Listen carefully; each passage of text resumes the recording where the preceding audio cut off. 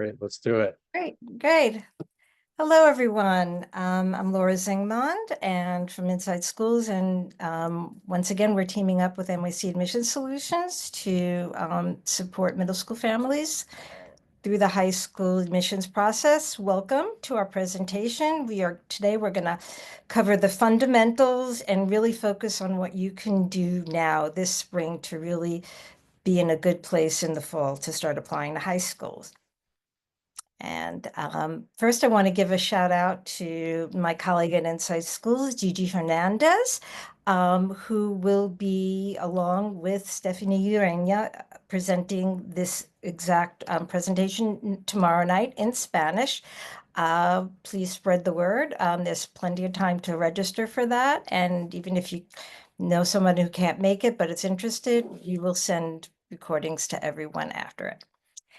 And so now I'm Laura Zingman, Senior Editor at Inside Schools. I have been working with families for 20 years, helping them navigate New York City public schools. I'm also born and raised in New York City, attended New York City public schools. Both my kids attended K-12, and I'm very happy to be here with Maurice to walk you through the fundamentals. Maurice? Thank you so much, Laura. It's an honor to be here with you and Inside Schools again. I greatly appreciate that, talking about one of my favorite topics. My name is Maurice Frumpkin. My company is NYC Admission Solutions, and it's such an honor to be co-hosting tonight with Laura and the team from Inside Schools. My background is both with the DOE, on the team that runs the high school admissions process.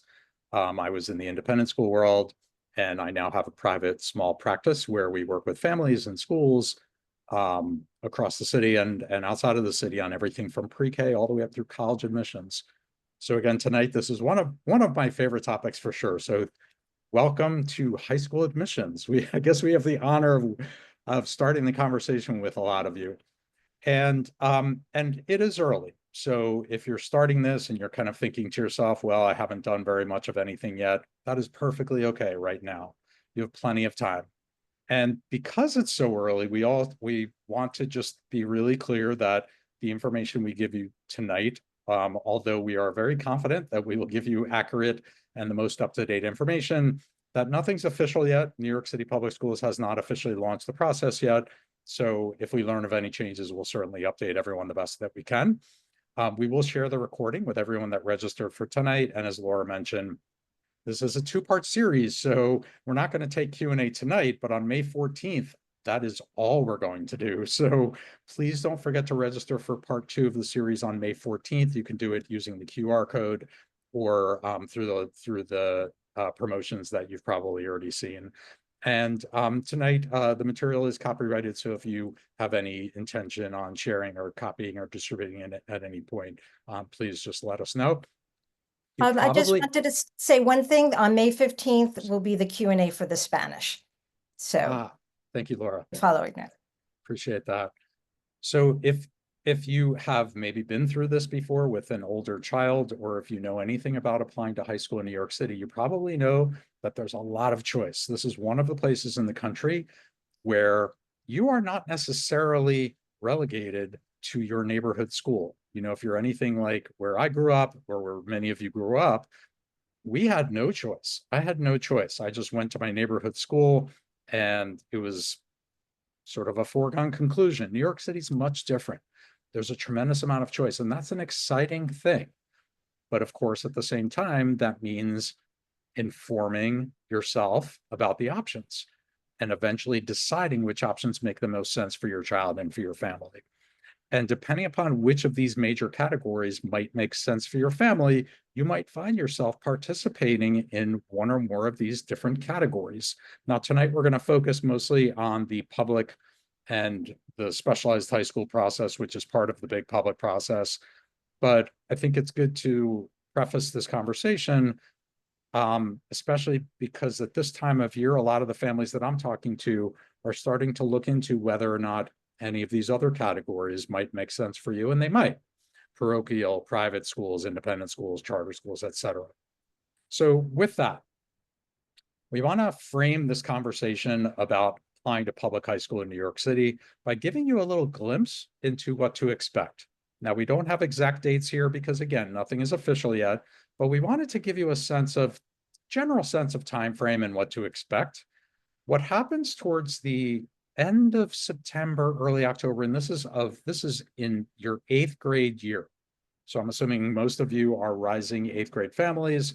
Towards late September, early October, the DOE will officially launch the process. So what does that mean? That means that the My Schools portal, which is the application portal you will use to submit your applications, will be updated and refreshed by New York City Department of Education. The public school application will officially open. You will have the opportunity to apply to the specialized high schools, and we'll talk more about what that means tonight. And pretty soon after that, your students, if they wish, will have the opportunity to take the SHSAT to submit auditions for the 9th specialized high school, which is LaGuardia High School. There may be some other schools that you apply to that either have auditions or other requirements, whether it's an essay or something else that those schools might require. Throughout the course of the fall, your kids will be responsible for making sure that they're fulfilling any of those requirements before early December, which is typically associated with the application deadline, when students have to finish all of those requirements, and you will be responsible for finalizing your high school application. And then looking ahead to the spring of 8th grade is when results come out. We'll be talking a little bit more about what that means and when and what to expect in the spring of 8th grade a little bit later. And when you're applying to public high schools in New York City, I like to talk about these 3 main buckets.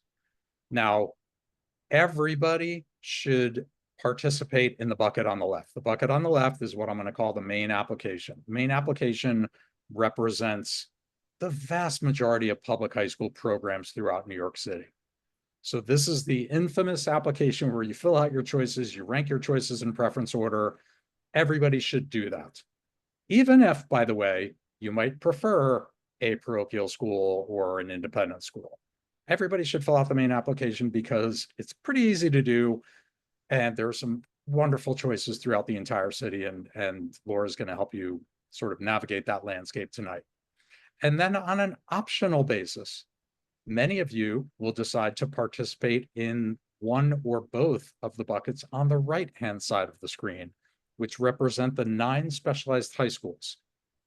And now those represent the 8 SHSAT schools. We'll show you the list in a moment, as well as LaGuardia High School, which does not require the SHSAT, but requires auditions. And those buckets are separate from the main application for a couple of reasons. One is because you do not apply to the 9 specialized high schools as part of the main application. And as you can tell at the bottom of the screen, results from each of these buckets come out separately, simultaneously, but separately in the spring of 8th grade. So again, the 2 buckets on the right are optional. The main application, everybody should submit. And I'm going to turn it over to Laura at this point. Thank you, Maurice. All right, so there's a lot to consider. We are the largest public school system in the country. 75, 80,000 8th graders every year apply to schools. And searching among 700 plus programs across over 400 high schools may seem daunting. So just so you know, when you apply to high school, you're technically applying to a program. Some schools, small schools usually, are the program, but there are some schools that may have 6 or 7 programs. And if you like that school, you can rank them all. Maurice will get into that more, but it's important to know that sometimes when people are talking about schools, they're really talking about programs within the school. So what to consider, we're going to break it down for you. In a few minutes, Maurice is going to walk you through the process, the rules, the timeline, the admissions criteria. And right now, I'm going to start off by talking about how you go about identifying schools that you want to apply to, because that is something you can absolutely be doing right now. And the more you do now, the easier it is to manage your search in the fall when the application opens. Can go on to the next slide. All right, so Maurice is going to talk about the specialized high schools. I'm going to focus for now on the main application options, which is, except for those 9 specialized high school, all the other 400 plus high schools um, in the city. And there are some broad classifications of schools. There are large neighborhood schools. Now, in New York City, most students do not have a zone school. And like Maurice, I did grow up in New York City. And back in the day, I attended my zoned elementary, zoned middle, and zoned high school. I went to a large neighborhood high school, even though it was about 4 miles from my home. So it wasn't so neighborhood, but it was my zone school. Um, Typically, the large neighborhood high schools accept all students zoned, but they usually also have other programs that other students can apply to. The second category, and this is a growing one, is career and technical education. You may hear about that a lot in the news. And CTE combines traditional high school work with professional training. And it can cover a broad range of trades: advertising, film, software engineering, aviation, architecture, medical support, graphic arts, agriculture. That's just a few of them. There are hundreds of career and technical education programs. Some of them are the school itself, where the entire school is focused on a particular career. Some of them is just one program in a larger school that has, for instance, even a specialized high school, Brooklyn Tech has some CTE programs. So you can find CTE programs across a broad swath of schools. The next category is early college. These are schools that partner with a university, a college. Almost all, except Bard, are partner with a CUNY school. And students start taking courses at the college with support from high school staff, sometimes as early as 10th grade. It's structured, and usually in the early college, some run 4 years, some run 6 years. And you for both 4 year and 6 year, you have the opportunity, if you stay on track, to graduate not only with a lot of college credits, which you earn for free, but possibly even earn an associate degree. But certainly you will take a lot of college courses, and that's the goal. Then there's International Baccalaureate. They're not that many schools, but they are also growing in popularity. International Baccalaureate, IB, is a degree, a high school degree, recognized in more than 100 countries. And the IB curriculum is very demanding, particularly in the upper grades. The upper grade IB courses are basically college level courses. You may have heard of advanced placement or AP courses, which are college courses. Some of the IB courses are even more challenging than that, but it's a very rigorous program. And if you can graduate with both a New York New York State endorsed diploma, and if you fulfill all the requirements of the IB program, also within an IB certification. Performance assessment schools, sometimes known as consortium schools. There are roughly 30 of these in the city right now. These, you may have heard of project-based learning. A lot of schools embrace project-based learning. These schools do it at a totally different level. You may have heard that some schools are exempt from administering regents, which may or may not be going out soon, but these schools are exempt from administering all but the English regions. So students take the English regions, but even in English, in place of these exit exams, they do exit projects, which are very demanding projects where you research, you defend your presentation, and the classes, even leading up in freshman and sophomore year, also are focused a lot around group work and deep inquiry. It's less focused on testing and more on hands-on learning and independent research. Arts focus. There are a lot of wonderful art schools. Some of them are conservatory style, like LaGuardia happens to be specialized, but there are other ones where you audition for. Some schools are art focused, but you don't audition. But there are about roughly 40 or so audition schools, Maurice, about that. And if you're really interested in arts schools, some may focus more on visual arts or graphic arts. Some of the arts focused schools also may have CTE programs. So there's a lot of crossover. And then this is just a general category. Some schools don't fall into any of the above categories.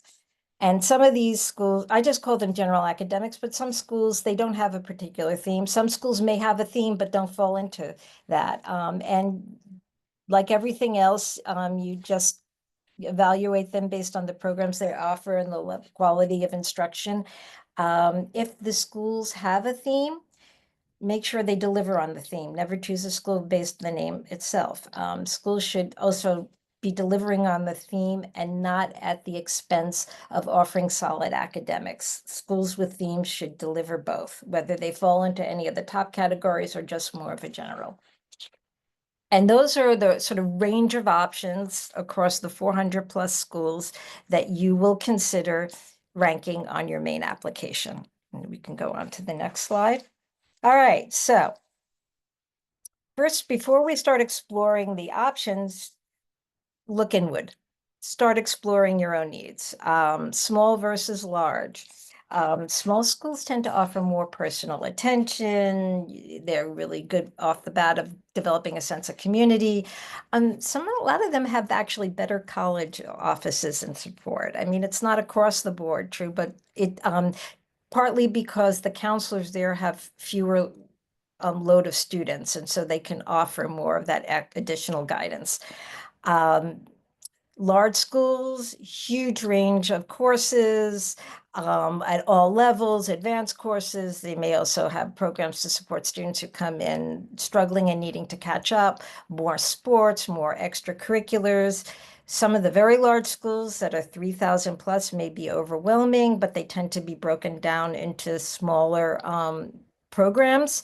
And some of them have done a lot to really sort of downsize the experience. And there's one other category that I don't have there, and it's mid-size. And there are not many mid-size schools. I'd say 800 to about 1,400. But those schools, those are often the sweet spot for a lot of families because they offer the perks of a large school, the broad range of courses and extracurriculars and sports, but not so large as to be overwhelming. The next thing to consider is fast track or laid back. I like to think of it as intense or not so intense. Some schools really lay on the homework and the pace of instruction very quickly. And some schools ease students into it. There's no right or wrong. I don't personally think 4 hours of homework in freshman year prepares you any better for college than 2 hours of homework. But some schools will be like that. And some schools really taper it up. They really keep the work and the pace and the structure for the freshman and the sophomore. Honestly, by junior year, if you're doing high school right, that's when the pressure comes on no matter what. Because you're hopefully taking more advanced courses. Maybe if you're involved in extracurricular, you're taking a leadership role in it. That's also when you start the college search. And so you start all those things. And so by junior year, it gets intense for everyone. It's just a question of whether you really need to, start off hard and with like 4 hours of homework in freshman year. I would say I have two kids. One kid could handle it. One kid couldn't. Both made the right choices in schools. Tone and environment. Some schools still a little more traditional teachers lecture. I don't think you would find that across the board in every class in a school, but some schools have more of a collaborative group work kind of focus in instruction. Some are more traditional. You'll get a sense of that when you explore schools. Just know that there is no one way that all high schools teach. And sometimes it may vary from class to class, but just keep that in mind. Commute, this is a big one. This is a citywide process. How long is too long? You've got to decide that. A lot of people aim for 45 minutes. My little trick is that you can handle a longer commute if you don't transfer. So if your ideal school is about an hour commute, but you just get on at your local train stop and you just stay on it until you get to the stop near the school, that's fine. When you start transferring, it gets a little harder. Also, what time does school start? Some schools start 7:30, 7:45. There's some schools that start as late as almost 9:30. And an hour commute to make your first class at 8 a.m. is very different than an hour commute to make your first class at 9 a.m. So all those things to consider. And you don't have to decide now, but keep that in mind as you're exploring schools. Maybe quickly jot down, check Google Maps or something, Google Maps to just, check what the average commute time is for that. And then in the fall, you can take test commutes to see if you really can handle it. And then also keep in mind that while there's so many different options, schools deliver things at different levels in different ways. It's important that a school offers a path for everyone to take 4 years of math and science, offers some explicit instruction in writing, has a nice range of upper level and advanced courses, may weave in some digital learning, has a range of extracurricular activities, and an inclusive curriculum and an inclusive environment. And those are things you're going to have to explore a little more on your own, and we'll get into resources that you can use to suss that out ahead of time. But just keep in mind that these things are not a given at every school. You should look into them. And so how do you start now exploring if you can't get into a lot of schools? Well, there are lots of ways, but I wanted to introduce you, can the next slide, to a new metric that was just rolled out this year called College and Career Readiness. And there used to be a college readiness metric that was suspended early on in the pandemic, and it's been brought back, and it's a different metric now. And basically what this is a little snapshot of how well students are prepared for college and careers after 4 years at this school. Sometimes it's referred to as the CCR. After 4 years at a school, high school, which at most students are graduating, there are some 6-year schools, and some students may need to take an extra year, but at the end of 4 years, every student is evaluated and assigned a CCR score. This is not a score that is evaluating the student. This is a score that evaluates the school. But in order to do that, they take a snapshot of the student's 4-year of achievement, and what factors into that are the students' grades, the courses they completed, the advanced courses they completed, whether they got any career certifications with CTE, and there are a lot of things that are factored into it and weighted. And then they get a score on a scale of 1 to 100. The school's CCR score is an average of all those students' scores for that group, that cohort, sometimes it's called, that year. So for the first year it rolled out, the citywide average is 47. The citywide average for all high schools for their CCR score is 47. I just took a snapshot. This is a school that has a CCR score of 61, and you can see it's a little green apple, which means it is significantly above the citywide average. So why does it matter? It's a proxy for some things. There's so much data out there. You can't possibly look at everything. And certainly in Inside Schools, we give you snapshot of data we think is helpful in terms of tone, environment, in terms of the school community, in terms of achievement and courses and stuff. But you can't look at everything. And so as you're first looking at schools, oh, this is interesting. It looks like an interesting courses. It's in arts, or it's in something else. Take a peek at the CCR score, because a score that's solid, it doesn't have to be super high, but above the citywide average means that the majority of kids are doing more than the minimum for graduation. The CCR score is a much higher standard than just the graduation rate. You may find that there's some schools that have really good above average graduation rates, but not a great CCR score. That means a lot of kids are clearing the minimal hurdle, but not necessarily taking a lot of advanced courses or completing them, or completing their CTE certifications and things along those lines. So again, no metric, you shouldn't make a decision on schools on any stat in itself, but this is a good one to just early on get a sense of, the temperature of the school. And it's just something to look at. Well, I think when you're researching schools, every time you're looking at a school, try to look at their CCR score just to get a sense of, because it gives you insight into how well the students are supported and ready for college and careers after 4 years at the school.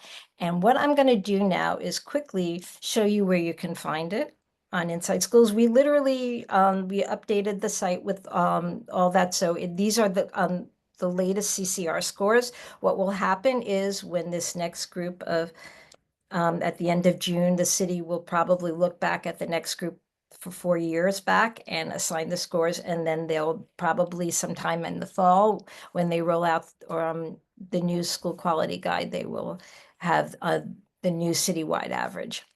But I am going to just quickly share to just quickly show you. And I'm just going to ask Maurice, do you see that? You see it on Yes, my you're screen? good.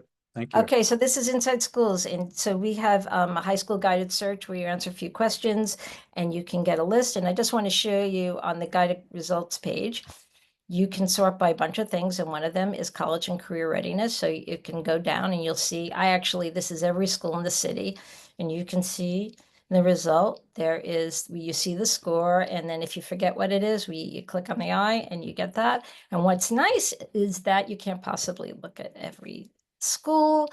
Let's say you are interested in CTE schools. Maybe you're not sure what focus yet, or you just want to. You see, like Staten Island Tech is a specialized high school, but it also offers CTE. Brooklyn Tech. LaGuardia is an art school. It also offers CTE. And you can see the CCR scores. I'm going to click on aviation, career, and technical education. It has a very strong CTE score. And on the profile page, you can scroll down.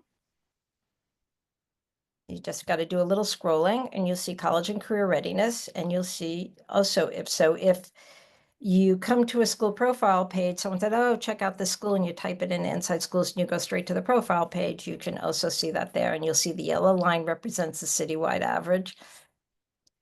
This school has 79. And again, if you forget exactly what it is, we have that. We have that explanation. And if you're curious to see where you can find the guided search, if you go to our main high schools page and you click on start your search, that gets you to the high school guided search. And from that, I'm going to stop sharing. And I'm going to pass it back to Maurice. Thank you, Laura. You can see my screen again, right? Yes. All right, good. Awesome. Thank you, Laura. That was wonderful and super valuable. And as everybody can hopefully tell by now, Inside Schools is a tremendous resource, especially at this time of year when you're starting to develop your list of schools and starting to think about what makes sense for your family. So take advantage of all these resources and valuable tools that Laura has mentioned. So, and what this is leading towards is, of course, the fall of 8th grade, when not only will you finalize the list of schools that you're interested in applying to, but you will have access to the My Schools portal, because what happens in the early fall is the DOE gives everyone login information to access your My Schools account. And as Laura mentioned, that doesn't stop you from accessing and going to the My Schools system right now, going to myschools.nyc and starting to filter and sort, along with using an incredible resource like Inside Schools. You can go to My Schools right now and start to look at the DOE directory. But in the fall of 8th grade, you'll be able to log in and do a couple of things.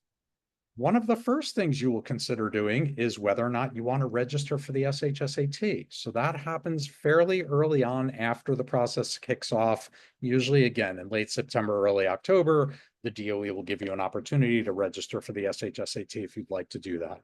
So I'll get back to the specialized high schools in a moment. The screen that you are looking at right now is sort of a typical main application where you can see this family has started to populate their choices of programs in schools. I'm using my words carefully, as Laura mentioned, because technically you're applying to programs within schools when you fill out the main application. But this particular family has started to list and populate their choices in their order of preference on their main application. So they have decided that Beacon might be their first choice. The commercial art and design program at Art and Design High School is their second choice, et cetera, et cetera. And I want to be really clear that when families are filling this application out, and really everything that's associated with navigating the myschools system is not first come, first serve. In other words, when this family started to fill out their main application, they can make as many changes as they want up until the deadline. So there's no advantage whatsoever to doing it earlier. Schools aren't going to look at their applications until after the deadline. So just know that there's no pressure as long as you meet all of the DOE deadlines. And one last thing before I leave this page, two things, I apologize. One is remember the specialized high schools are not listed on the main application. And two, remember what Laura said a couple minutes ago, that if you're applying to like a school like the one you see in the upper left-hand corner, which happens to be Murrow High School in Brooklyn, which has multiple programs that students can apply to. So think of it sort of as like a gateway into a school. You could apply to more than one program at Murrow High School if you choose to do that. So if I applied to the communication arts program, the K57A program that you see in the upper left-hand corner of your screen, I could apply to that program, which would take up one spot on my application. I could also submit a fine arts portfolio for the fine and visual arts program at Murrow. So conceivably, I could apply to Murrow twice on my application and list each of those programs in my true preference order. Before I move on, I just wanted to ask Laura if she wants to add anything so far.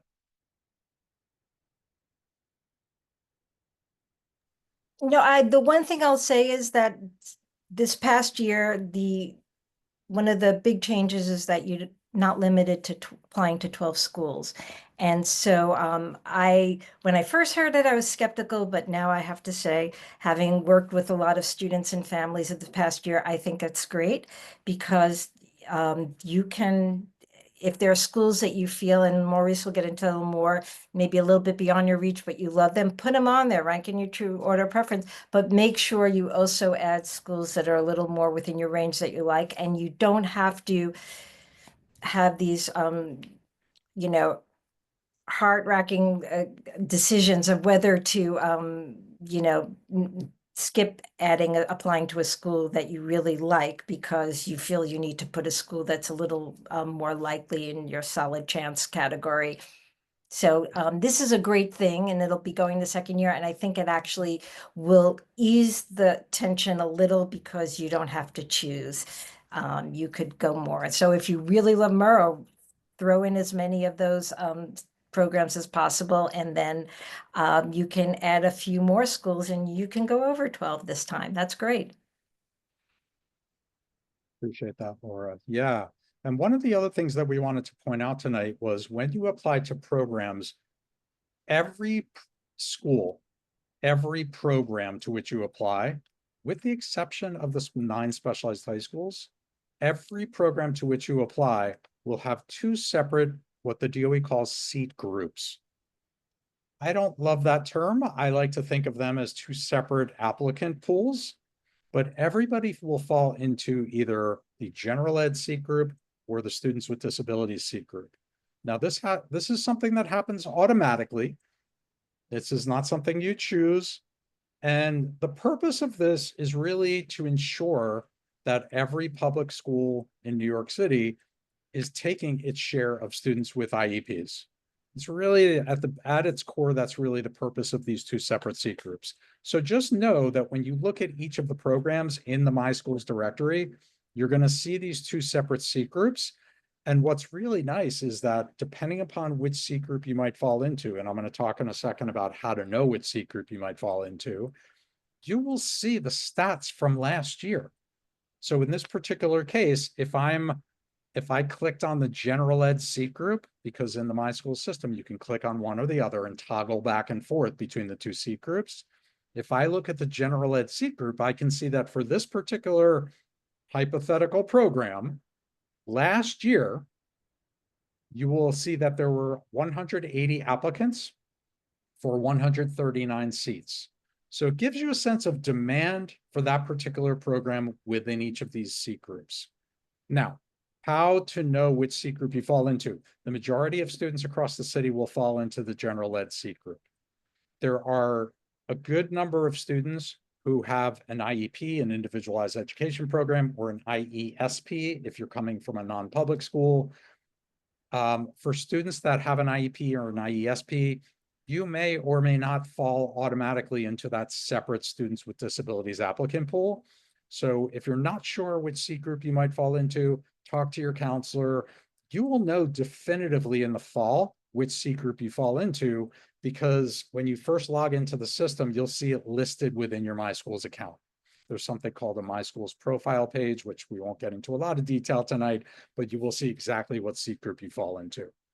Last thing I want to say about these two seat groups is that regardless of which seat group you fall into, the rules are the same. In other words, the policies by which students are considered for programs, whether or not a program looks at grades, whether or not a program looks at lottery number, which I'm going to touch on in a moment, which if you're applying to a school that has some kind of priority structure, maybe you're applying to a school that prioritizes a certain borough or prioritizes students from their own middle school, if it's a continuing middle school, et cetera, et cetera. The rules that I just mentioned apply equally for each of these two separate applicant pools, but they're literally two separate applicant pools. They are separate applicant pools. And again, you'll see definitively which seat group you fall into in the fall if you don't already know. Okay, switching gears for a moment, I want to talk about the specialized high schools because I know a lot of you are probably interested in these. So again, just to sort of regroup a little bit, these 9 specialized high schools are listed separately from the main application that we've been talking about. And offers, or I should say results, because there's no guaranteed offer, right, to these schools, but the results from these specialized high schools are issued simultaneously, but separately in the spring of 8th grade. So if you're asking yourself, if you're thinking to yourself, I think I might be interested in one or more of the 8 SHSAT schools or the specialized testing schools that you see on the top of this list, then you will have to take the SHSAT. That's the only way to be considered for those 8 schools. If you're only interested in LaGuardia High School, you don't have to take the SHSAT. You audition for one or more of the 6 programs at LaGuardia High School. Now, something else that you've probably gotten wind of by now, if you're planning on taking the SHSAT this fall, for the first time ever, the SHSAT will be administered online this fall. Might be news to some of you, but the news is starting to get out about this new online administration of the SHSAT. Now, the test content is not really changing from previous tests, at least not in this first year. In fact, the layout and the number of questions that are on the test are exactly the same. What else is the same is the way that students are considered for these schools, and the fact that most public school students, particularly if you go to a public school that ends in 8th grade, you're still going to take the test at your school on a designated date in the fall. We don't know the exact date yet. For students that go to a public school that continues to high school, or for students that go to an independent school, a non-public school, you will take the test at a central DOE location. Again, date to be determined in the fall. So none of that is changing. The sort of the fundamentals of how of the test and how offers are made to these schools is not changing, nor is the protocol by which students are eligible for accommodations on the test. So if your child has a 504 plan, an IEP, an IESP, and you might be entitled to extended time or separate location or assisted or some other kind of assisted device, et cetera, your accommodations will still apply here. That is not changing at all. There will be only one situation where if a student is entitled to take a paper-based test on the basis of an IEP, an IESP, or a 504 plan, they will be able to do that. Last thing I want to say on this screen, though, is that The website at the bottom of the page, this is on the DOE website. So if you go to the DOE website, schools.nyc.gov, and search for specialized high school admissions test, there's a lot of information about the new test and what that means and why the DOE is offering a new test and what to expect, et cetera, et cetera. So I wanted to point you to the DOE website as well. And I also want to say that a few minutes ago, I mentioned that one of the first things you do in the fall when you log into your account, optionally, is register for the SHSAT, right? So the DOE gives you 2-3 weeks for this registration period. Again, not first come, first serve, but you have the opportunity to register for the SHSAT in the fall. When you do that, you will choose the SHSAT schools that you're interested in applying to, because offers are based on 3 things. They're based on your score on the test. And you can see this is directly from the DOE website. These were the qualifying scores for this past year for each of the 8 SHSAT schools. So you can see the lowest qualifying score for any of the 8 schools last year was 496. These scores change slightly from year to year. These are not the qualifying scores for next year. Nobody knows what they are yet. But when you register, you will indicate the schools you're interested in, and you will rank them in your preference order. Because offers for the SHSAT schools are based on 3 things. They're based on your score. They're based on the schools that you applied to. So it doesn't matter what my score is. If I didn't choose Bronx High School of Science, I can't get into Bronx High School of Science. So I have to choose the school. And then finally, the third factor is the number of offers that are made to each of these schools. So we don't know what these exact score thresholds are going to be. They tend to not change too dramatically from year to year. And again, you can see this on the website if you'd like to do that. The other thing that we wanted to, sorry, I'm just checking the time here just in case. The other thing I wanted to just touch on briefly tonight is, Laura mentioned one feature that the DOE introduced last year, which was the fact that you no longer have a limit to the number of programs that you can select on the main application, which I agree is an improvement. The other improvement that we wanted to touch on tonight is this idea of giving you a better sense of what your chances are for the programs that you're applying to. So the system that the DOE introduced last year with the help of researchers from MIT was this, what they call offer chances bars. Now, I'm not going to go into a ton of detail tonight because the good news is this is going to get better this year. Last year was sort of the beta for this feature, by which within your MySchools account, you could get a personalized, better sense of what your chances are when you apply to programs. So again, I'm being really careful about my words. This is personalized. So this takes into account your child's 7th grade final course marks, what priority group you might fall into if you're applying to a school or a program that has a priority structure. It will take into account what your random admissions number is. Everybody gets a random lottery number, what most people call lottery number. We're not going to talk a lot about that tonight. We'll take questions on May 14th, but I want to be really clear that these offer chances bars take all of that into account. And what I like about that is that it sort of eliminates the need to interpret your priority group and your screen group and your lottery number and the demand for the program and all these things that we've been talking about tonight. It eliminates the need to decipher all of these things. So I think it's a really nice feature. It's going to get better this year, and I encourage you to be on the lookout for exactly how this is going to work this year, what the methodology is going to be, because last year it was really good in some ways and not so good in some other ways, but it's going to get better. Okay. Look, there are 2 kind of sample applications we put up for illustrative purposes here. The application on the right is the kind of application we like to see, right? We've got a lot of programs, at least 12 programs that this family listed, wide variety of different types of programs. They listed them in true preference order. The family was not just sticking to the most selective programs. And when I say selective, I'm talking more qualitatively. on the basis of the demand for the program and what priority group you fall into and lottery number and all the things that we've touched on tonight.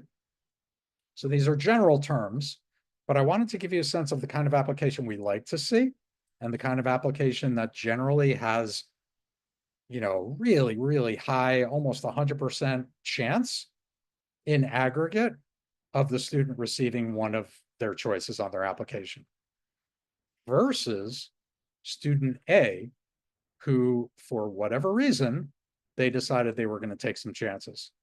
And not only did they only apply to 8 programs, but those 8 programs that they applied to were really highly selective programs that are very difficult to get into. Now you can see at the bottom of student A's application, I put a little question mark in there because there are 2 situations where there is a guarantee.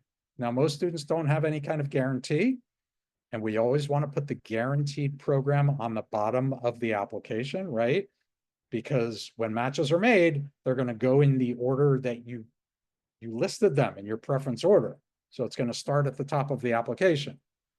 But if I go to a school that continues from middle school to high school, and I list that school on my application at the bottom, if I don't get matched to one of the programs that I listed above it, it's a guaranteed match. If I have a zoned high school and I list the zone program at that zoned high school, depending upon where I live, and by the way, if you live in Manhattan, you do not have a zoned high school. If you live in other parts of the city, you may or may not. Everybody in Staten Island has a zoned high school, but most students across the city do not have a zoned high school anymore. So if you do not have one, don't worry about it. And that also doesn't mean you have to apply to your zoned high school. If you have one and don't want to apply there, you don't have to. But if you apply to the zone program at your zoned high school, and again, it should go below every other program you listed, that is also a guarantee. So there are 2 guarantees. But in the absence of those guarantees, when I look at the application for student A, I get nervous, right? Because there are only 8 choices left and they're only highly selective choices. Okay. I'm going to touch on this slide for a second and then turn it back over to Laura. Jumping ahead to the spring of 8th grade. This is kind of the staggered nature by which offers come out in the spring.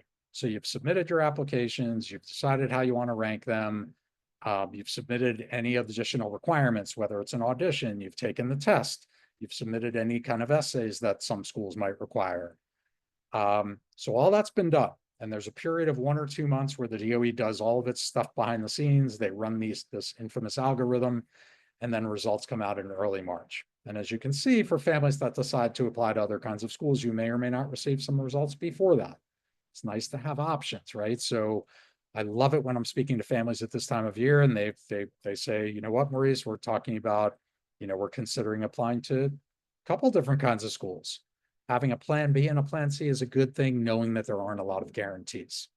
We're not going to talk a lot about the waitlist process tonight, but chances are we'll answer a lot of questions on May 14th about the waitlist process. And with that, I think I'm going to turn it back to Laura.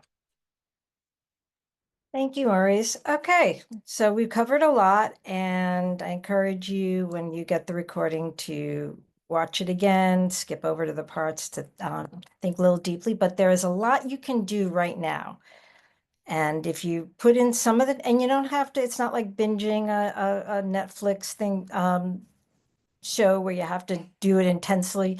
You can do a little bit, an hour or 2 a week, every other week. You'd be surprised. You will gain a lot of knowledge and insight if you just do some work in the spring and over the summer. So register for our Q&A sessions in May. Give this presentation some thought. Actually, when you register, you can submit a question. We will spend part of that presentation responding to those questions, and then we'll also leave time for questions in the spur of the moment. If you're thinking about applying to any schools that have tests or audition, start now. There are free and low-cost resources to study for the Shazat audition prep programs that on the DOE site. They actually have a lot of good information as well as resources for preparing for auditions. You can actually click through and see some videos of guidance. So there are lots of free resources out there, but start thinking about it now. Perhaps if you're in art, maybe reach out to your art teacher. If you need to create a portfolio, talk about what you'll have to do in beginning of 8th grade to start focusing on that. And hopefully the art teacher will be helping. Explore, cast a wide net. You use the resources, just start clicking around. I didn't go into detail, but every Inside Schools profile has a direct link to that school's My Schools page. Listing in My Schools, it also has a direct link to the school's independent website. It also has links to DOE data for that school. So you can think of it as a portal that'll get you to all the other information. Start clicking around all the different resources to see what's out there. And school websites also offer a lot of information. And just start building a large list and your opinions about what you want may change over time. So cast a wide net.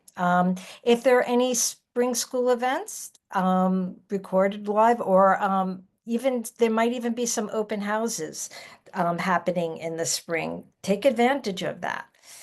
It'll be a lot less hectic now. Also, if you think you may be applying to schools that look at grades, keep in mind that schools will look at your final 7th grade grades. So no 7th grade itis. Stick with it to the end, monitor your course marks, make sure your child is, staying on top of everything so they can get the strongest grades they're entitled to. And think about ways over the summer to have fun, relax, but also if you are going to audition or if you think you might want to apply to schools that require an essay, you can start exploring that. Particularly the consortium schools, the essays, I don't think they've changed in recent years.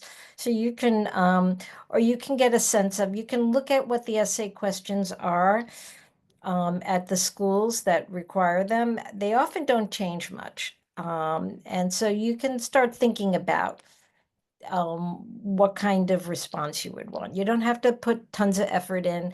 I certainly practice for the Shazat and auditions, but use some of the time in the summer, but also have fun. Get organized, think about what makes sense, set up the calendar. Inside Schools has a newsletter. Perhaps many of you found out about it through that.